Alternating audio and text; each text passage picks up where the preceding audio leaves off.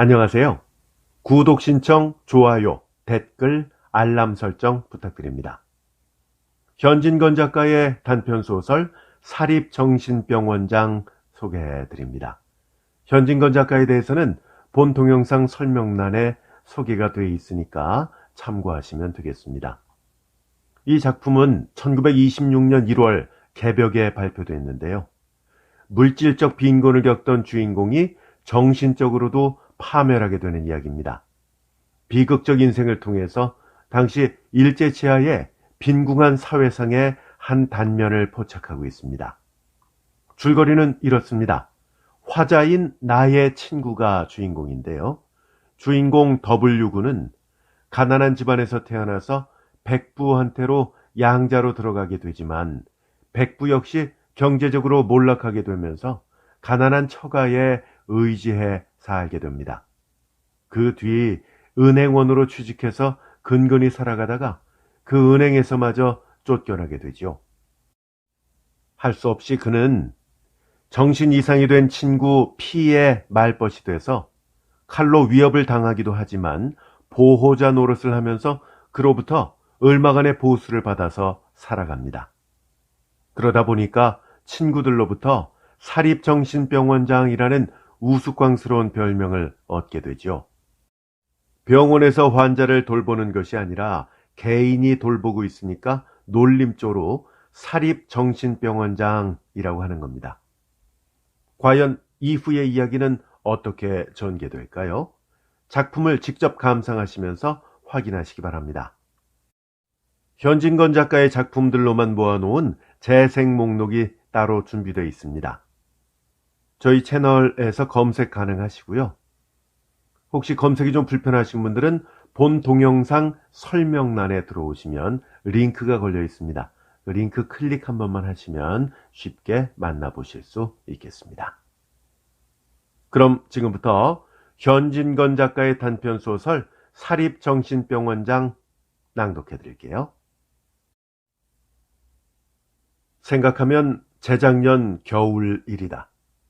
나는 오래간만에야 고향에 돌아갔었다. 10여 호가 넘던 일갓집들이 가을바람에 나부끼는 포플러 잎보다도 더 하잘것없이 흩어진 오늘날에야 말이 고향이지 기실 쓸쓸한 타향일 따름이다. 비록 초가일망정 20여 간이나 되는 우리 집도 5간 오막살이로 찌그러 들어가서 성박 외딴 동리에 초라하게 남았고 거기는 칠순에 가까운 아버지와 40이 넘은 계모가 턱을 고이고 앉았을 뿐이다. 아들도 남부럽지 않게 많지만은 제이풀칠하기에 바쁜 그들은 부모님 봉양하리가 하나도 없었던 것이다. 몇 달 만에야 한 번, 몇 해 만에야 한 번 집안으로 기어드는 자식은 자식이 아니요 손님이었다. 쌀밥 한 그릇, 고깃국 한 대접을 만들어 먹이기에 아버지와 어머니가 얼마나 고심하는 것을 잘 아는 나는 얼른 들여다보고 선선히 일어서는 것이 항례였다. 그러나 내가 여기서 내 신세와 우리 집안 형편을 늘어놓자는 것은 아니다. 음산하고 참담한 내 동무 하나의 이야기를 기념삼아 적어두자는 것이다. 아버지 집을 총총히 뛰어나온 나의 발길은 몇 안 되는 친구가 구락부 삼아 모이는 엘군의 사랑으로 향하였다. 그들은 무조건적으로 나를 환영해 주었다. 반가움, 즐거움은 이야기의 즐거움으로 옮겨갔다. 서울 형편 이야기, 글 이야기, 생각 이야기를 비롯해서 친구들의 가정에 일어난 에피소드까지 우리의 화제에 올랐다. W군이 어째 보이질 않네. 요새도 은행에 잘 다니나? 나는 그 사랑의 단골 중 하나인 W군의 소식을 물어보았다. 이번 정리통에 그나마 미역국을 먹었네. 하고 주인 되는 L군이 얼굴을 찌푸린다. 나는 그 말을 듣고 놀래었다. 이 W군으로 말하면 그야말로 헐길 할 길 없는 형편이었다. 본디 서발막대 거칠 것 없는 가난한 집안에 태어난 그는 18살에 백부에게로 출계를 하게 되었다. 양자간 덕택으로 즉시 장가는 들 수 있었지만 사람 좋은 양부는 남의 빚봉수로 말미암아 씩씩지 않은 시골 살림이 일조에 판들고 말았다. 그는 처가에 몸을 의탁하는 수밖에 없게 되었다. 그러나 처가 또한 넉넉지 못한 형세이다. 조반 석죽도 궐할 때가 많았다. 넉넉한 처가살이도 하기 어렵다 하거든 하물며 가난한 처가살이랴. 목에 넘어가는 밥 한 알 두 알이 바늘처럼 그의 창자를 찔렀으리라. 이대도록 고생에 부대끼면서도 그는 얼굴 한번 찡그리는 법이 없었다. 그는 언제든지 싱글싱글 웃었다. 그는 말 한마디를 해도 웃지 않고는 못하는 낙천가였다. 서울에 올라와서 고학을 할 때 살을 에어내는 듯한 겨울날 속옷을 빨다가 손이 몹시 시리면 그는 벌떡 일어나서 손을 쩔레쩔레 흔들며 이놈의 손가락이 벼랑갈에 왜 뻣뻣해지나? 하고도 웃었다. 밥을 짓다가 연기가 눈으로 들어가면 눈물이 그렁그렁한 눈을 비비면서도 그는 히히하고 웃기를 잊지 않았다. 그 대신 그의 몸은 여지없이 말라갔다. 뼈하고 가죽으로만 접한 듯한 얼굴은 바늘로 찔러도 피 한 점 날 것 같지 않았다. 가장 기쁜 듯이 웃을 때면 입가는 마치 누비를 누벼놓은 듯이 여러 가닥 주름이 잡히었다. 만사를 웃고 지내는 그이것만 처가살이는 견디지 못하였던지 작년 봄에 남의 협호를 얻어 자기 식구를 끌고 나왔다. 백판으로 살림을 차리고 보니 그 궁색한 것이야 당자 아닌 나무론 상상도 못할 일이 있었을 것이다. 있는 친구에게 쌀 되를 구워가면서 그날그날 보내던 중 여러 가지로 주선한 끝에 T은행에 직원으로 채용이 되었었다. 25원이란 월급이 비록 적지만은 그들 가정에겐 생명의 줄이었다. 그런데 그 줄이나마 끊어졌으니 그는 또 무엇을 하며 지낼 것인가? 더구나 그는 벌써 12살 먹은 맏딸, 8살 되는 둘째 딸, 4살 먹은 아들의 아버지가 아니냐? 그러면 무엇을 먹고 산단 말인가? 나는 탄식하였다. 요새는 사립정신병원장이 되셨지요? 하고 익살 잘 부리는 애수군이 낄낄 웃었다. 온 방은 이 말에 떼그르르 웃었다. 사립정신병원장이라니? 나는 웬 까닭인지를 몰라서 재쳐 물었다. 출근 오전 7시, 퇴근 오후 6시, 집무 중 면회 절대 사절, 일시라도 환자의 곁을 떠나지 못하니 화장실 출입도 엄금. 하고 S군이 복받치는 웃음을 못 참을 때 방 안의 웃음소리는 또 한 번 높아졌다. S군의 설명에 의하면 W군에게 P라는 친구가 있었다. 워낙 체질이 나약한 P는 어릴 적부터 병으로 자랐었다. 성한 날이라고는 단 하루도 없었다. 가난한 집 자식 같으면 땅김을 벌써 맡았으련마는 다행히 수천석군의 외동아들로 태어난 덕에 삼과 녹용의 힘이 그의 끊어지려는 목숨을 간신히 부지해 왔었다. 자식이 그렇게 허약하거든 장가 하나 드리지 않았으면 좋을걸. 재작년에 혼인을 한 뒤부터 그의 병세는 더욱 덧쳐진 모양이었다. 금년 봄에 첫 딸을 낳은 뒤론 그는 실성실성 정신에 이상이 생기고 말았다.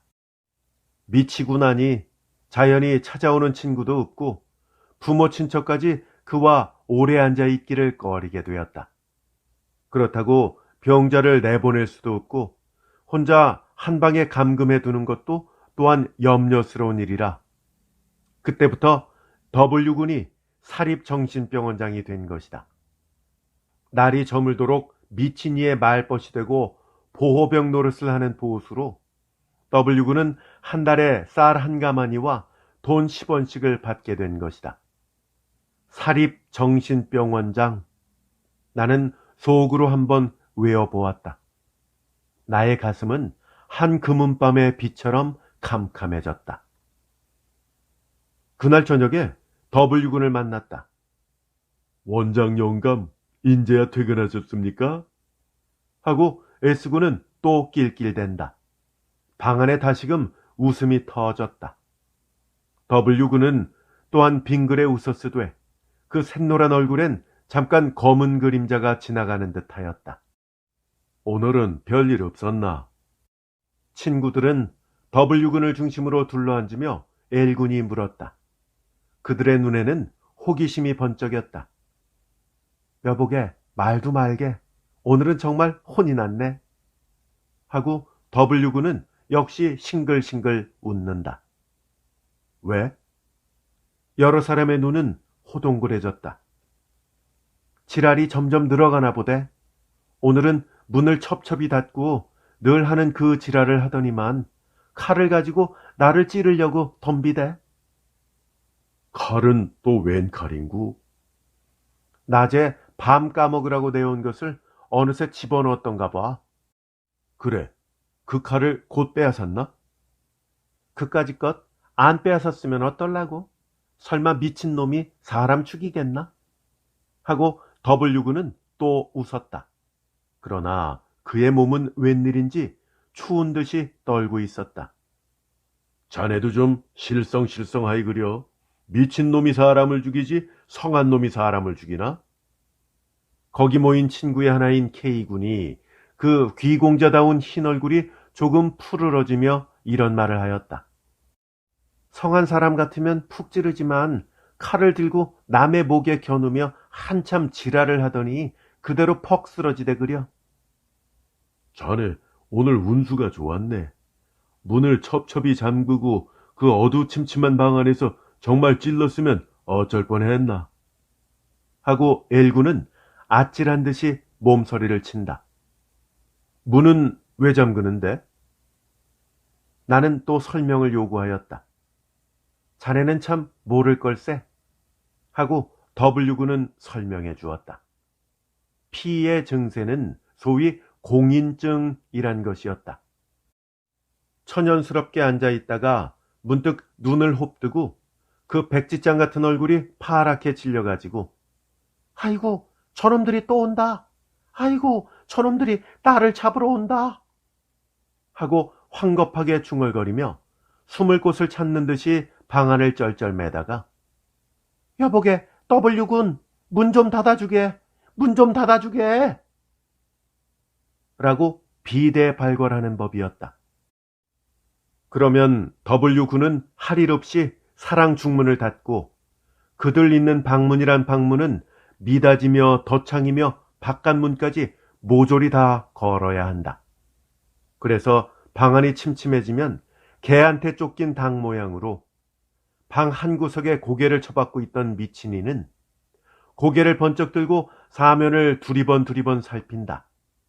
그러다가 벼란간 헤 하고 마디마디 끊어진 웃음을 웃는다.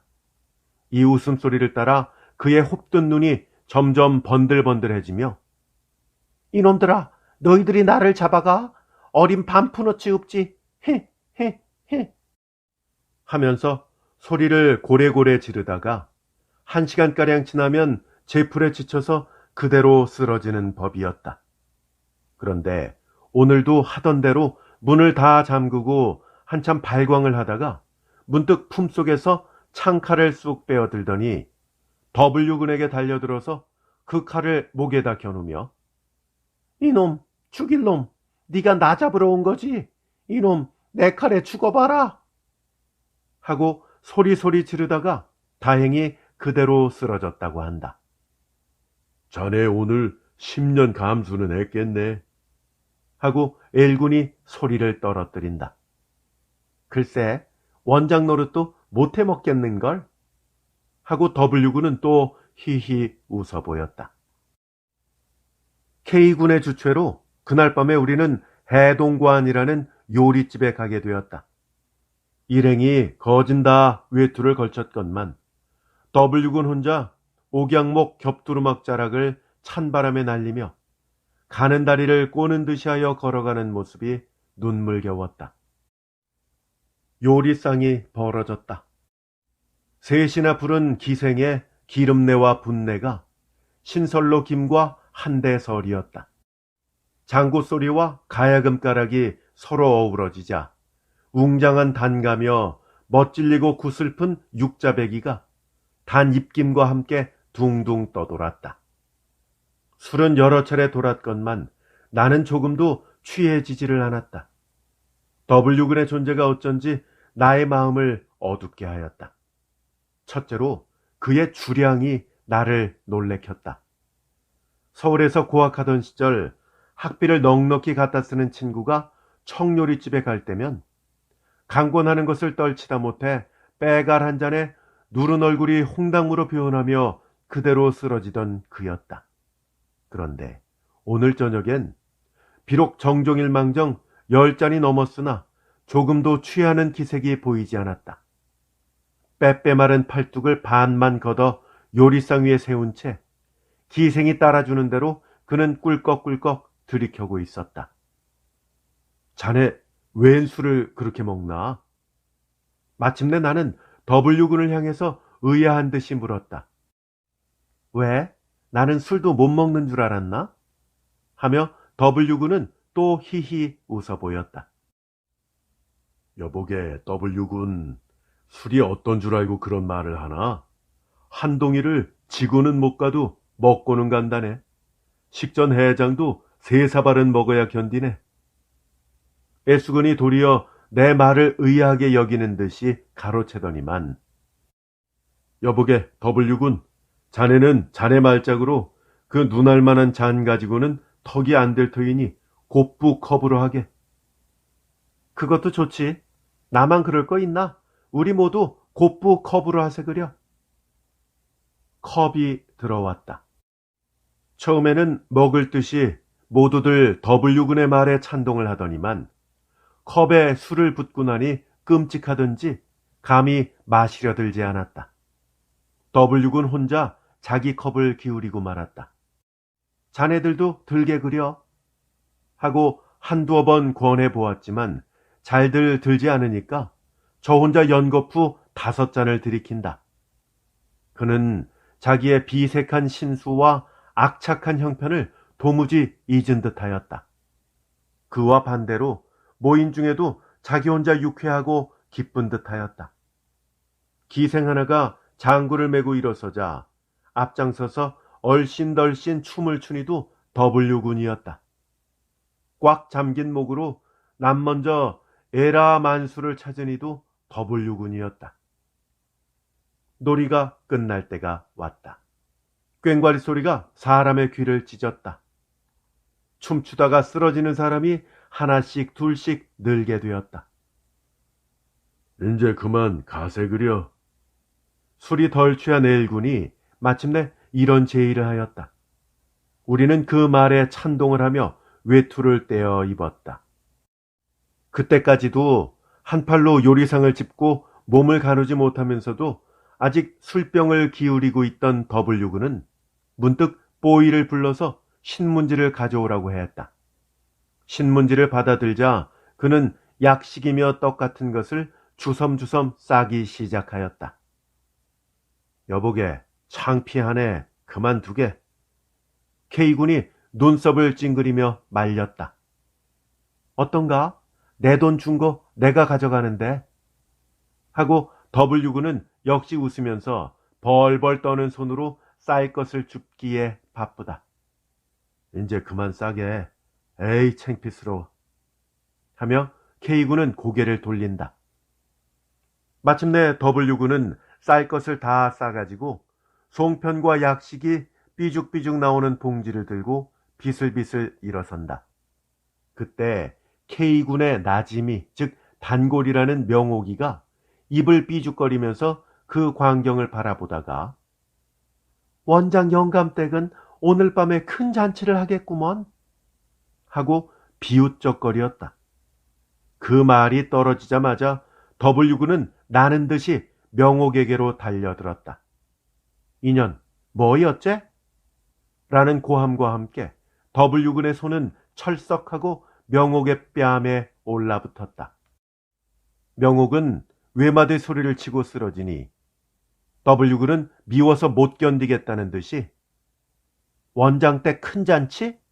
큰 잔치? 라고 뇌이면서 발길로 엎어진 계집의 허리를 찼다. 이 아단통에 W군의 떡산 봉지는 방바닥에 떨어져 흩어졌다.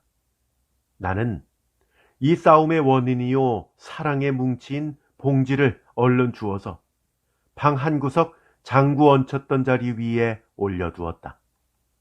싸움이 벌어졌다. K군이 명옥의 역성을 들며 W군에게 덤빈 까닭이다. K군은 W군의 목도리를 잡아 회술래를 돌리다가 이 자식이 미친놈하고 같이 있더니 미쳤나배? 왜 사람을 차며 지랄 발광을 하노? 하며 휙 뿌리치니 W군은 비실비실 몇 걸음 걸어 나오다가 방바닥에 얼굴을 쳐박고 팍 거꾸러졌다. 그러자 엎어진 이는 벌떡 몸을 일으켜서 곧 K군에게로 달려들었다. 우리는 황망히 그의 팔을 잡아 만류를 하였는데 그때 그의 얼굴은 지금 생각해 보아도 몸서리가 끼친다. 엎어질 때 다쳤음이리라. 앙담은 이빨엔 피가 흘렀다. 그 경성드뭇한 눈썹이 아라리 일어섰으며 핏발 선눈엔 그야말로 불이 나는 듯하였고 이마엔 마른 가죽을 뚫고 나올 듯이 푸른 힘줄이 섰다. 그러나 그것보다도 마치 납을 끓여 부은 듯한 그 얼굴빛, 실룩실룩하는 살점 하나하나가 떠는 듯한 그 꼴이란 더할 수 없이 무서웠다. 입에 거품을 버글버글 흘리면서 미친놈하고 같이 있으면 어쨌단 말이야? 미쳤으면 어쨌단 말이야? 응? 너는 돈 있다고, 너는 돈 좀 있다고 하고 이를 빠드득 빠드득 갈아붙이며 K군을 향해 몸부림을 쳤다. 순한 양 같은 이 낙천가가 비록 취중일망정 사나운 짐승처럼 날뛰며 악마보다 더 지독한 표정을 할 줄이야 누가 꿈엔들 생각하였으랴.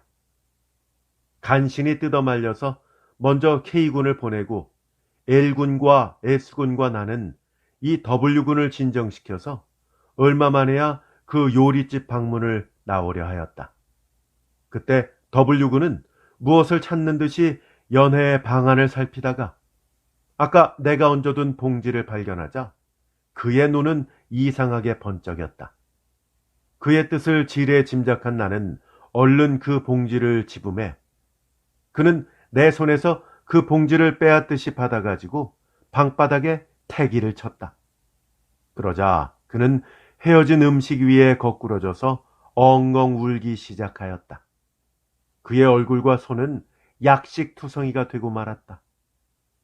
복돌아, 약식 안 먹어도 산다. 복돌아, 송편 안 먹어도 산다. 한동안 그는 자기 아들 이름을 부르며 목을 놓고 울었다. 문득 울음을 뚝 그친 그는 무엇을 노리는 듯이 자기 앞을 바라보더니만 나를 향하며 여보게 칼로 푹 찔러 죽이는 것이 어떻겠나? 우리는 어리둥절하며 그의 입만 바라보았다. 아니, 그럴 일이 아니지. 그 어린 것을 칼로 찌를 거야 있나? 차라리 목을 눌러 죽이지. 목을 누르면 내 소나기 밑에서 파득파득 하겠지. 여보게, 누구를 죽인단 말이야? 마침내 나는 물어보았다. 우리 복돌이를 말일세. 근데 하나씩 하나씩 죽이는 것보다 모두 비끄러매 놓고 불을 질러버릴까? 나는 그 말을 듣고 전신에 소름이 끼쳤다. 흥, 내 자식 죽이면 저희들은 성할 줄 알고? 흥, 그놈들도 내 손에 좀 죽어야 될걸? 하고 벼랑간 그는 소리쳐 웃었다. S군이 W군과 바로 한 이웃에 살기 때문에 우리는 S군에게 W군을 맡기고 돌아왔었다.